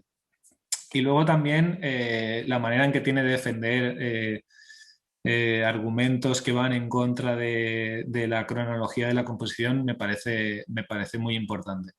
Entonces, quiero decir, no, cuando he dicho que tengo reticencias con respecto a Alman, no lo he dicho para de alguna manera desmerecer el hecho de que estemos leyendo los diálogos en este orden, ni mucho menos, y creo que es algo que es muy importante hacer. Ahora, si queréis hablar entre vosotros. No, yo no, en este sentido me parece. Sí, no, yo en este, por comentar a Adolfo. Sí, bueno, María, tú primero si quieres, como quieras. No, adelante. No, yo en este sentido, claro, yo creo que hay cosas muy, muy valiosas de Alman y lo del amor que le tengo y lo de que yo estoy de acuerdo con sus 3 etapas si añado una.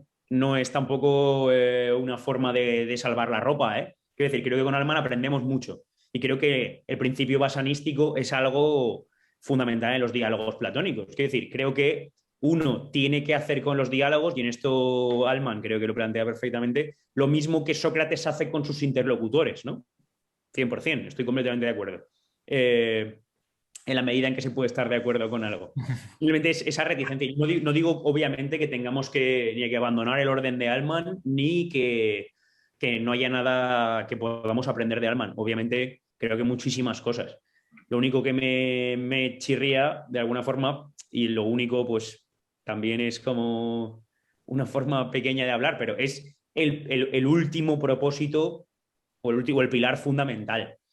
Alrededor hay muchísimas cosas quiero decir, que diga, por ejemplo, frente a, por lo que decías de sus protestas hacia la cronología de la composición, ¿no? La gente que cree que la cronología de la composición es identificable con la cronología, por decirlo así, del pensamiento de Platón, y que hubo una evolución, ¿no? De pensamiento socrático a materialización de sus teorías y luego a reticencias al respecto. Él dice de una forma como muy, muy gráfica y creo que muy valiosa y muy socarrona. Dice, tendría narices que el tipo que más se preocupó por el ser y lo que permanece fuese víctima de un devenir en su propio pensamiento, ¿no? El tipo que más se preocupó por lo que no cambia en su pensamiento cambiase, ¿no? A lo largo de su vida. En este sentido estoy completamente de acuerdo. Y María, estaba pensando también, te iba a hacer la pregunta de quizá la preocupación más que por el bien sea la justicia. Por un lado, creo que estoy de acuerdo en la medida en que la preocupación por qué es la verdad, que sería, creo, lo fundamental, la búsqueda de la verdad en el sentido de filosofía, es lo fundamental en los diálogos, la acompaña, creo que en un escalón un poco inferior, la cuestión de la pregunta por cómo vivir de la mejor manera posible, y en este sentido sería una preocupación por la justicia. Completamente de acuerdo. Pero aquí creo que también que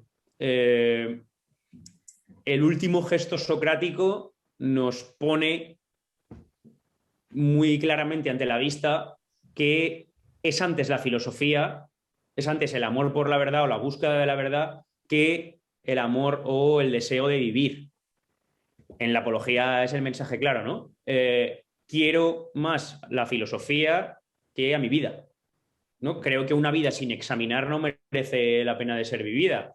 Si me matáis, atenienses, y en el infierno hay algo parecido a esto, seguiré filosofando, ¿no? En ese sentido sí que creo que hay una preocupación por la filosofía, una preocupación por la vida, pero que el escalón es inferior. Y en este sentido no sé si querías decir tú esto con lo de justicia. Sí, es así, estoy de acuerdo. En parte sí, sí. Por otra es que lo que yo entiendo, perdón, lo que yo entiendo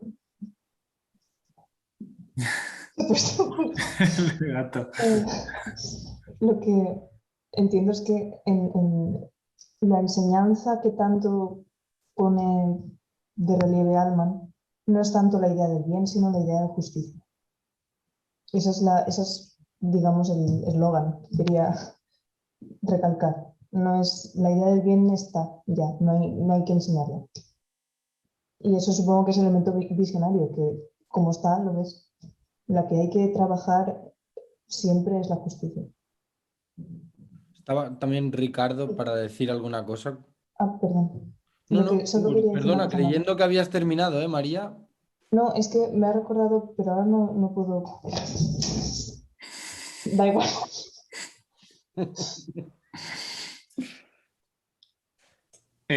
Antes de que empiece Ricardo, es que me ha venido a la mente y quería decirlo para que no se me olvide, que me gusta mucho lo de que Aristóteles suspende el examen, que eso me parece muy interesante también.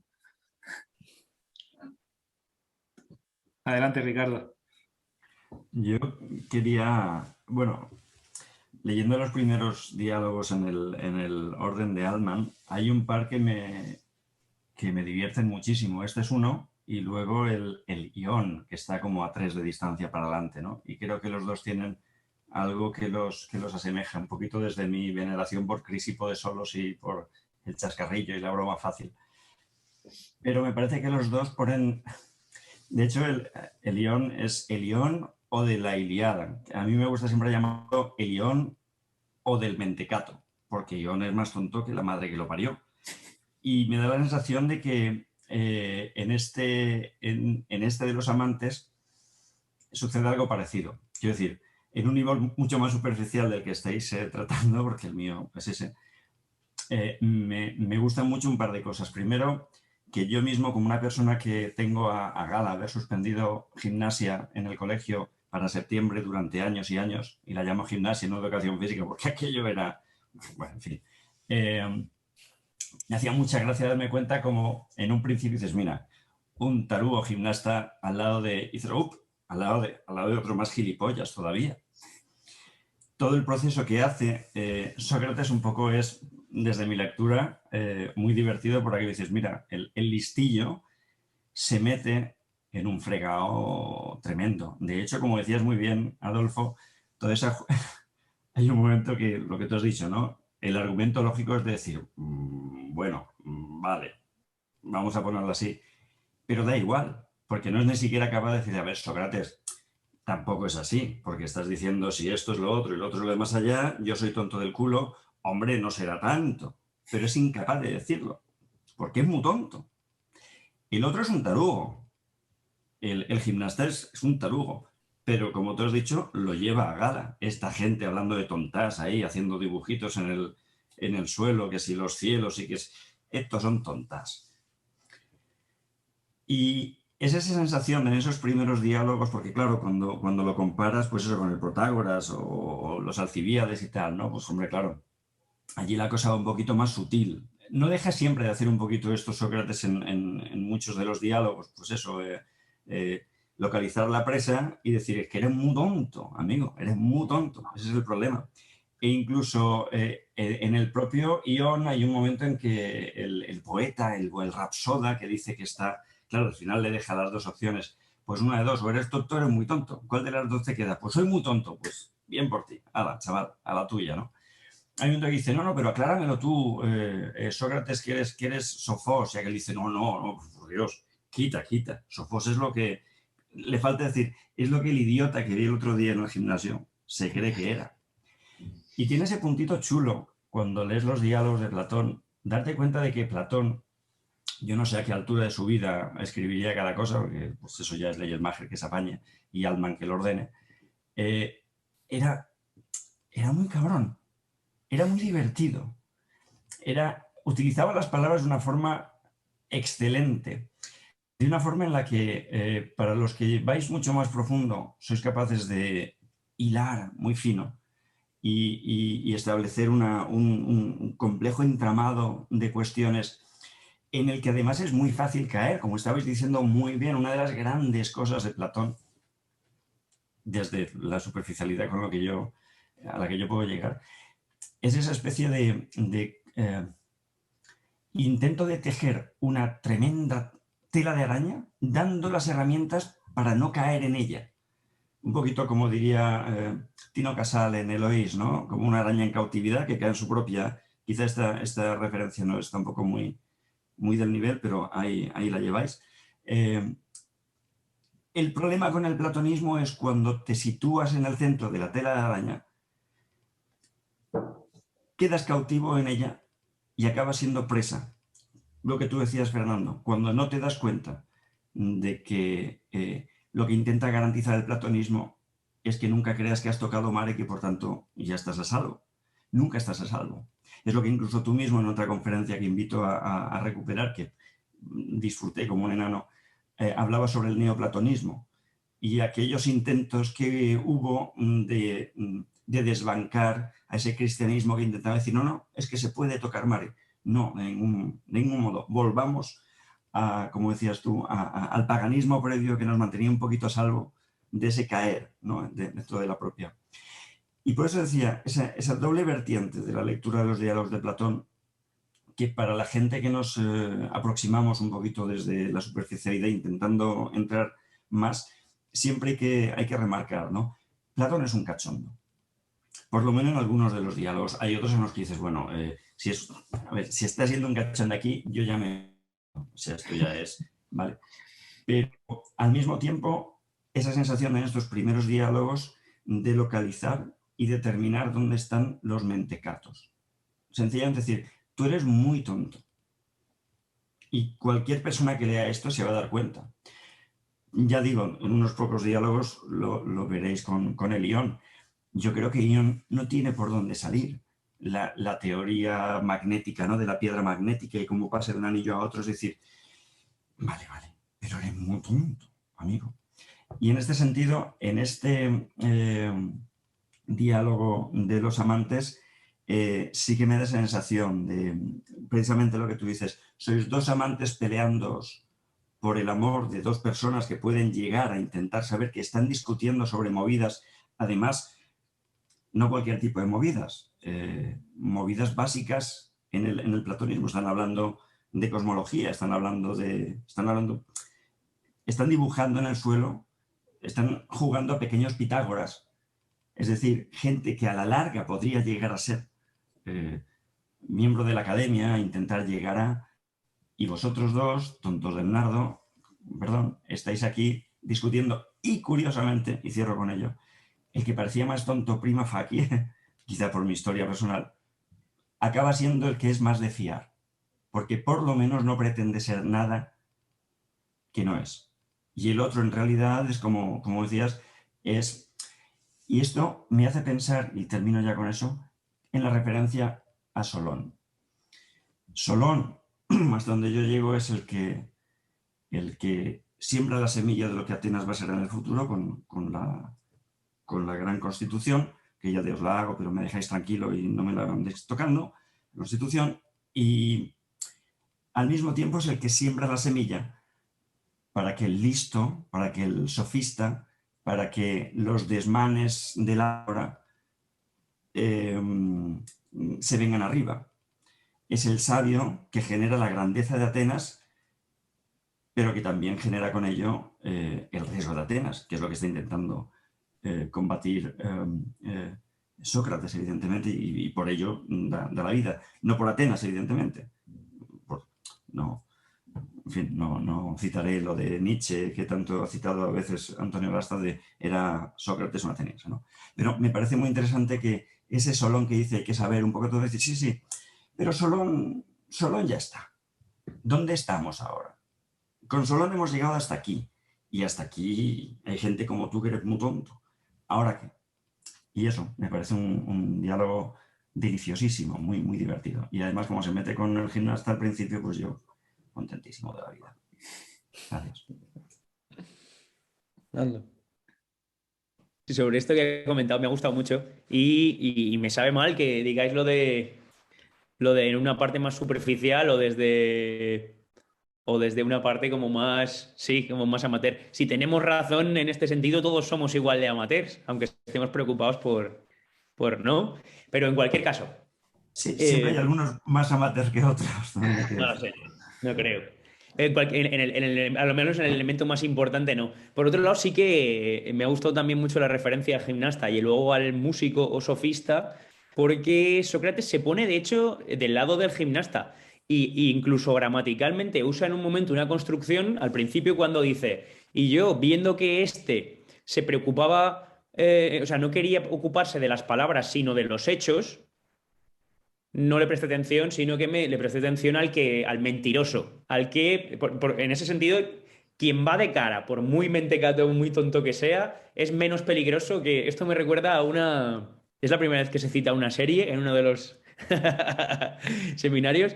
En The Wire hay un momento en el que Bunny Colvin, llega al que va a ser político, que es el que luego hace de meñique en Juego de Tronos. Juego de Tronos no es tan buena como The Wire. En cualquier caso. Y le dice, él es negro. Y le cuenta una anécdota y le dice, mira, en el barrio dice, había un tipo allí que tenía una barbería. Dice, y un día está hablando con el político, y le dice, y un día fui a cortarme el pelo. Y me dijo, yo a negros hijos de puta no les corto el pelo. Y él es negro. Y dice, y me caía bien. Dice, porque le veías venir, iba de cara. Era todo lo imbécil que fuese, pero te lo decía. Dice, no sé de qué vas tú, le dice el político, ¿no? De no te veo venir. ¿Qué pasa contigo? En este sentido creo que pasa algo muy parecido con Sócrates. De hecho, Sócrates, en la Apología, usa la misma frase para referirse a sí mismo. Dice, la misma frase que usa aquí para el gimnasta. Dice, y yo cuando los tiranos me hicieron llamar a Tolo, ¿no? Dice, para detener a Leonel Salamino, dice, y yo en lugar de ir, le dije que no y me fui a mi casa porque sabéis que a mí la muerte me importa un bledo, pero me importa no hacer nada injusto, ¿no? Dice, demostré de nuevo, no con palabras, sino con hechos, que no me iban a gobernar, ¿no? O que no iban a infundirme el miedo necesario para que yo obedeciese algo que creo injusto, ¿no? Esto por un lado. Y por el otro, ¿qué quería decir? No me acuerdo. No me acuerdo. ¿Querías comentar la música de Tino Casal, quizá? Yo quería comentar también al respecto de lo que has dicho, Ricardo, de lo divertidos que son los textos de Platón, que yo estoy totalmente de acuerdo. Quiero decir, es que hay veces que la finura con la que llega a... Es como la cosa esto de latigazos, pero a punto del látigo es una pluma, pero bueno, en el texto este yo creo que en ese sentido el momento, o sea, aparte de lo que comentaba antes de cuando dice nosotros que somos filósofos, ahí es el clímax de lo que sería la broma, pero la finura de la malicia, de eso de escribir con malicia, la tiene cuando le hace decir al gimnasta, están hablando de si hace falta muchos ejercicios o pocos, y entonces le hace decir al gimnasta, le dice, hombre, es que yo creía que según el dicho, hasta un cerdo sabe no sé qué, ¿no? Y claro, o sea, el otro en ese momento, tú te lo imaginas y luego es lo que dice Sócrates, el otro en ese momento se pone rojo que no sabe dónde esconderse, porque claro, que por cierto, en la traducción de Gredos dice cerdo, pero el texto que he manejado yo, que los autores son chilenos, lo traducen de otra manera que me ha parecido más gracioso aún, que dice hasta un chancho salvaje, que es una expresión que yo no había oído nunca, pero que me ha parecido muy guay y me la he apuntado. Pero sí, o sea, yo creo que de las cosas más fascinantes de la escritura de Platón es lo hijuta que puede llegar a ser. Sí, de hecho, en este sentido creo que muchas veces, o sea, nunca se está a salvo. Es decir, que igual uno al reírse de alguien está siendo igual de impertinente, ¿no? Es complicado, ¿eh? Platón es... En ese sentido nunca estás a salvo de caer ahí. Es verdad que te da, como dices, Ricardo, muchas herramientas para guiarte por la red, pero también te pone muchas trampas para caer. Y además, sobre todo, claro, cuando os comentaba eso de la araña, ¿no? y de estar encapsulado, es algo que yo creo que leyendo, o sea, leer bien a Platón hace que seas un platonista paranoico. Y si no lo eres, no estás cumpliendo. Porque cabe el riesgo de que te conviertas en un sofista antes de lo que tú te crees. En la persona que determina qué dice Platón, cómo lo dice Platón y cuál es la única forma posible de leer a un tipo que lleva muerto 2400 años, ¿no? Y sin embargo es un riesgo... o sea, el riesgo de convertirse en un mentecato siendo un platonista siempre está un pasito más para allá, ¿no? Y es maravilloso porque tú lo dijiste muy bien en aquella conferencia y me pareció brillante. Es decir, no porque lo dijeras tú, sino porque me decías algo que yo no sabía que habían dicho, ¿no? Pero, ¿qué es esa cuestión? Creo que eran tus palabras, el doble jorismos, ¿no? Aquel primero entre el mundo sensible y el de las ideas, pero uno mucho más importante, que es ese jorismos que a mí siempre me hace pensar en el poema de la naturaleza de Parménides, como dice que es al final la diosa la que al final, si eso te va a dar el empujón, que tú puedes llegar hasta cierto punto y ahí te paras. Quiero decir, te paras, no te vuelves, te quedas ahí esperando, ¿no? Y por eso al final es el tema que siempre me acaba trayendo tanto de la relación de Platón con lo previo, ¿no? Tanto con los ritos mistéricos de su época como con Parménides como ese, como digo yo a veces, esa persona que pone a rodar por primera vez el balón de la filosofía, dejándolo muy claro. Por mucho que lo intentes, nunca vas a llegar. Y es fantástico. Y ese Parménides que flota en Sócrates y en Platón, es lo que hace que Platón sea tan, bueno, una de las muchas cosas que hace que Platón sea tan interesante, y es precisamente el Parménides que a veces se nos olvida más y nos convertimos en platonistas dogmáticos. Bueno, ojalá yo pudiera, como si llegara alguna vez, pero vamos, es el riesgo. Ricardo, muy bien, y justo escuchándote has dicho una cosa que me ha recordado una cosa que quería decir y que se me ha saltado antes. Porque tú estás diciendo, claro, lo que hace Platón un poco es sistemáticamente ir poniendo en cuestión prácticamente todos los símbolos y todas las cosas, o sea, todos los símbolos del poder de Atenas o todas las fuentes de la cultura de Atenas. Y creo que es algo que sistemáticamente a lo largo de todos los diálogos va haciendo poco a poco, sutilmente, a veces menos sutilmente. Y claro, esta mañana cuando Álvaro me ha dicho que iba a hablar de Anaxágoras y Enópides, digo, uy, voy a ver un poco por dónde van las cosas, no vaya a ser que me vayan a pillar. y he hecho un poco de deberes. Y claro, es que siempre, donde no te lo esperas, van saliendo esas cosas.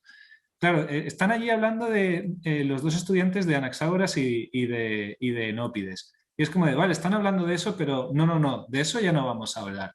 Vamos a hablar de otra cosa. Entonces empieza el diálogo. ¿Y qué tiene que ver? ¿Con qué tiene que ver? Tiene que ver luego con la autobiografía que hace Sócrates en el Fedón, en la que dice, bueno, es que yo fui a por un libro de Anaxágoras y lo estudié y tal, y pensaba que iba a hablar y de repente se pone a hablar de que si las partículas y las semillas y no sé qué, y entonces fui a otra cosa, ¿no? Y es esto, es la sistemática, el derribo sistemático de todos los fundamentos culturales de Atenas, porque eso no es, porque no nos podemos quedar ahí. Y en este texto está, yo creo que el hecho de que diga que estaban hablando de Anaxágoras y de Enópides no es casual, porque luego en el Fedón lo desarrolla y dice, no, Anaxágoras no, porque no está hablando de lo que queremos hablar realmente. Sí, de hecho, sobre Anaxágoras a mí también me había parecido curioso porque, y ahí también pensé en la referencia al Fedón porque lo que dice es, una parte vale, ¿no? La parte en la que se plantea el principio ordenador de todas las cosas, ¿no? El nous, sí, sirve, es útil, pero cuando se pone a hablar del cielo dice, como no lo entendí, lo desestimé, ¿no? En ese sentido también, cuando decíais sobre la posibilidad de la ambivalencia, ¿no? Los posibles caminos que pueda tener tratar con la filosofía cuando no se hace bien, ¿no? Creo que Anaxágoras también era la referencia de es que puede servir en un sentido y en otro no. No puede servir si te centras si coges de ahí lo que puede ser valioso, pero puedes caer también en la trampa, ¿no? De confundir qué es la filosofía, de enredarte a ti mismo con las palabras, ¿no? De buscar la filosofía porque, como defiende todo el rato el músico, parece que es lo más prestigioso y en ese sentido está siendo profundamente antifilosófico, ¿no? Está siendo sofista o político, en última instancia tirano, ¿no? ¿Y eso no es Heidegger y los presocráticos? ¿El qué? ¿Eso no es Heidegger y los presocráticos? ¿Heidegger y los presocráticos? ¿Es sofista? Ah, sí.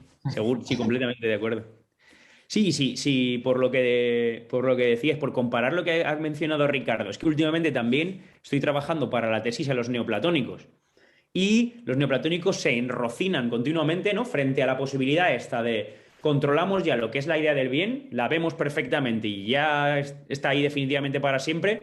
Es que hay una secuencia que lleva desde Plotino hasta Jámblico, pasando por Proclo y después Damascio, que lo que se dedican a decir es que si la idea del bien está más allá de la esencia y más allá de toda determinación posible, ni siquiera podemos hablar de ella. Dicen, lo hemos llamado uno, pero es que hemos errado llamándolo uno, porque es que al llamarlo ya estamos determinándolo de alguna manera. Por eso la importancia de lo inefable. Yo creo que en algún momento, bueno, no sé si se revalorizarán los neoplatónicos, porque en ese sentido sí que veo clave que su gesto, que parece místico y extraño y una chorrada, tiene que ver con alejar y poner lo más trascendente posible la posibilidad de la legitimación del ejercicio de poder. Es decir, si ejerceríamos el poder, si finalmente el sabio podría gobernar, si supiese lo que es el bien, si lo conociese, vamos a apartar esa tentación todo lo que podamos, en el sentido en el que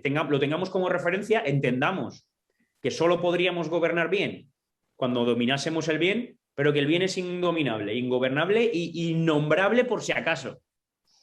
Lo que pasa es que no creo que se revaloricen los neoplatónicos, porque a veces son un poco brasas. Tienen tratados muy grandes, Sí, no, son inabarcables en ese sentido.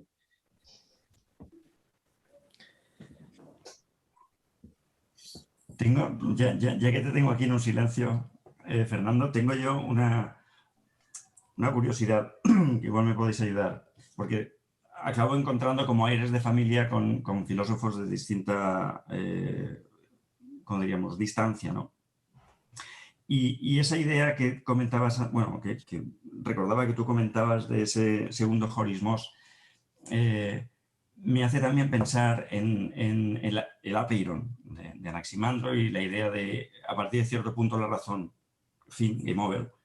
Y también, claro, no puedo evitar pensar en el esfuerzo de Nietzsche por decir, a partir de cierto punto las palabras se convierten en nada. O sea, estás mirando detrás de una cortina donde tus ojos ya no ven nada y sencillamente pues que utilizar la poesía, ¿no?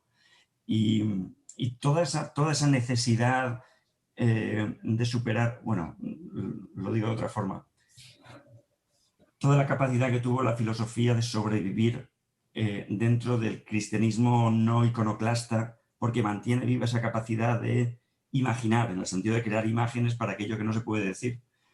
Y esa sensación de unir cosas que parecen tan diversas, claro, Platón con un Nietzsche, pues, hombre, de aquella forma, y con un Anaximandro y tal, pero en el fondo esa sensación de que hay toda una corriente, como diríamos.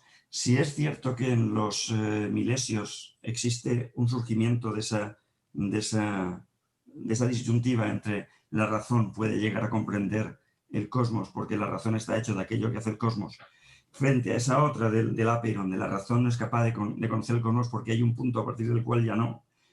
Del mismo modo, parece como si Platón siguiera por uno de los caminos cuando en el fondo sigue apelando a lo mismo. Hay un punto a partir del cual nunca vas a estar seguro, que parece que es lo mismo, por otros motivos evidentemente, que va a decir más tarde Nietzsche. Hay un punto a partir del cual tienes que recordar siempre que estás trabajando con metáforas. Y cuando la metáfora se olvida que es metáfora, pues la cagamos, ¿no? Y siempre esa sensación de quizá las ramas de la filosofía tienen más cerca el tronco de lo que parece, ¿no? No lo sé. Y todo eso. Sí, aquí yo creo, por lo que decía antes María, por la mención que ha hecho a Heidegger, ¿no? O a la parte poética que pueda defender Nietzsche. Ahí yo creo que si hay una peleita o hay una disputa o una rivalidad, quien gana es Platón, porque quiere decir, en el sentido en el que hay un peligro con la filosofía, que es la posibilidad de que derive también en relativismo o incluso en irracionalismo, ¿no? Lo que llamaría Sócrates en el Fedón la misología, ¿no? El odio a una organización razonable, ¿no? O aspirante a lógica de la vida humana. En este sentido sí que creo que no tiene sentido tampoco desconfiar de la razón sistemáticamente. Ahí sí que es cuando creo que en las discusiones que hemos tenido en los seminarios de Platón, a veces más se ha incidido en no, es que un escepticismo nos aboca directamente al irracionalismo. Ahí creo que es dar un paso que no es necesario dar. Quiero decir, el problema es ¿no? Que ahí sí que Nietzsche yo no estoy de acuerdo, no sé. Sí que tengo mis problemas a veces en ver que aboca a esto por la importancia que da a la vida, por la importancia que da al superhombre, ¿no? Pero la poesía es que el problema que veo con esto es que la poesía acaba siendo también tiranía, ¿no? Cuando decimos la filosofía o la razón a veces pueden ser demasiado tiránicas y no tenemos que caer tampoco en pero es que la poesía también, ¿no? Que en ese sentido sí que se busca un equilibrio por lo que decías antes de los jorismos, ¿no? Que para los que no estén familiarizados con Esto significa simplemente separación, ¿no? El término es técnico y se usa en la historia de filosofía como en este sentido, pues eso, de una forma muy precisa, pero tiene que ver con esto, la separación entre el mundo de las ideas y el mundo de las cosas, por decirlo así, ¿no? Y lo de los neoplatónicos lo que hacen es esto. No solo hay sino que hay otro entre las cosas y la idea de bien. Pero al mismo tiempo sí que los neoplatónicos no querían caer en el irracionalismo también, ¿no? Decían, vamos a separar el mundo de las ideas del mundo de las cosas, pero no vamos a abandonar el mundo de las ideas, no vamos a renunciar a su conocimiento aunque las consideremos incognoscibles, ¿no? Ahí sí que habría que liberarse. Y por eso yo creo fundamentalmente que Platón apela a la justicia y al bien contra los relativistas, porque es como tampoco caigamos en el irracionalismo, vamos a buscar la mejor manera de organizarnos. Vamos a confiar en que hay alguna, ¿no? Sí, yo lo que puedo aportar es un poco lo que he estado viendo que dice Rosen al respecto. Claro, porque lo que supone Heidegger es, no, es que la idea de que nos podemos organizar en realidad es una idea posterior. Lo que hay antes de eso es simplemente, pues esto, hay una ausencia de un principio organizador y lo que hay es solo un principio poético. Es decir, la única manera de organizarse es lo que ponemos poéticamente. Claro, Rosen lo que dice es a ver, es que el impulso de la filosofía y el impulso de la poesía parten del mismo lugar, parten de la necesidad, bueno, no sería la necesidad, pero parten de la idea de que hay la posibilidad de organizarlo, de la posibilidad de organizar la experiencia. Lo único que sucede es que se enfrentan a esa tarea de dos maneras diferentes. La poesía directamente pasa sin el filtro sin el filtro de la razón, pero no sería el filtro de la razón. O sea, la poesía pasa directamente a la acción sin antes haber problematizado nada. Y en cambio la filosofía lo problematiza todo. Por eso la poesía es potencialmente tiránica y por eso la filosofía no, y por eso la filosofía se pelea con la poesía. Pero esta pelea no consiste más que en lo que dice, o sea, en lo que vemos de alguna manera en la República, que es decir, bueno, la poesía hasta este momento ha cometido algunos pecados. Vamos a decirles que vayan fuera, que se lo piensen y que cuando tengan algo que decir y que sea beneficioso para la ciudad, entonces que vuelvan. Pero no es porque de alguna manera la filosofía debe ser consciente, o lo es, de que parten del mismo lugar, van potencialmente hacia el mismo lugar y en última instancia la misma filosofía cuando da un paso más allá de la problematización, ya es poesía también. No sé si esto te ayuda en algo en la pregunta que estabas haciendo.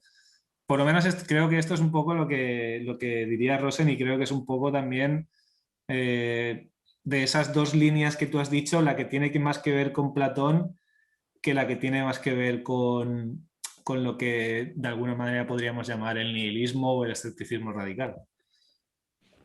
Sí, en este sentido, Cabel plantea la diferencia entre filosofía y poesía, como la poesía se entiende a sí misma como un monólogo creador y la filosofía se entiende como un diálogo, en el sentido más platónico del término, ¿no? Que se problematiza constantemente para llevar a la acción. Y no estuve, me sabe mal, no estuve en la sesión del banquete, pero usa la imagen de Sócrates al final del banquete y dice, la imagen de la filosofía es esa, la de postergar la acción, la de voy a hacer algo cuando ya todos se han dormido, ¿no? La filosofía aguanta un día más. En eso consiste, ¿no? En hacer las cosas después de haberlas deliberado. Cuando todos ya están dormidos, Sócrates se levanta y se va a vivir un día más como vivía todos los días. y luego se va a dormir.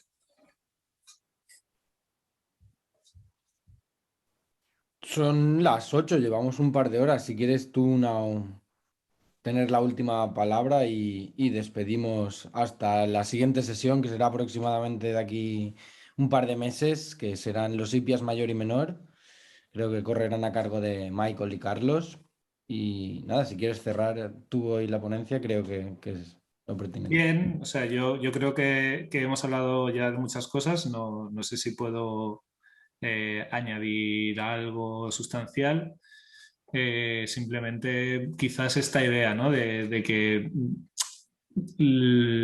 o sea, si en algún momento de la discusión hemos dado la sensación de que puede haber una interpretación misológica de Platón, yo creo que eso habrá sido por economía de la expresión o tal, pero que creo que en ningún momento estamos defendiendo eso y creo que no se deduce de los textos en ningún caso. En ese sentido, siempre hay que... eso tampoco quiere decir que tengamos que interpretar a Platón como un racionalista en el sentido técnico de manual del término. Creo que no, tampoco se trata de eso, pero desde luego como un irracionalista, para nada. No sé si, o sea, no necesariamente tengo que cerrar yo creo que No, pues, lo que podía aportar hoy ya lo he aportado y si alguien más quiere decir algo y si no, pues lo dejamos aquí. muy bien. Pues si queréis nos emplazamos para la próxima sesión. La semana que viene estará también la primera sesión de Filópolis, donde hablaremos del ejercicio del poder y de la tiranía, el catedrático Antonio Hermosa, y invitadísimos todos y nos vemos en la próxima.